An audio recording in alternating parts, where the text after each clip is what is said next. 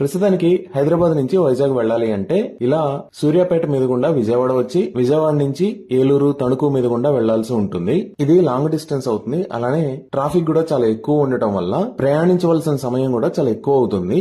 So దీనిని తగ్గించడానికి కొత్తగా ఒక రూట్ ని సూర్యాపేట నుంచి రాజమండ్రి దాకా ప్రపోజ్ చేశారు. ఈ రూట్ ని 3 భాగాలుగా విభజిస్తే సూర్యాపేట నుంచి ఖమ్మం దాకా ఒకటి, ఖమ్మం నుంచి దేవరపల్లి దాకా ఒకటి, దేవరపల్లి నుంచి రాజమండ్రి దాకా ఒకటి. ఈ రాజమండ్రి నుంచి దేవరపల్లి దాకా రోడ్డు ఆల్రెడీ ఉంది.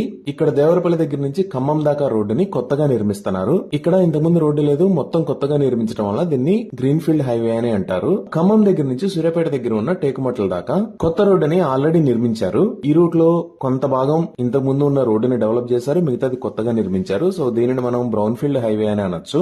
దీనిని ఆల్రెడీ కంప్లీట్ చేసి పబ్లిక్ యూజ్ కోసం ఓపెన్ కూడా చేశారు. ఇలా టేకుమట్ల దగ్గర నుంచి ఖమ్మం మీద గుండా రాజమండ్రి రావటం వల్ల సుమారుగా ఒక 60 కిలోమీటర్ల డిస్టెన్స్ తగ్గుతుంది. అలానే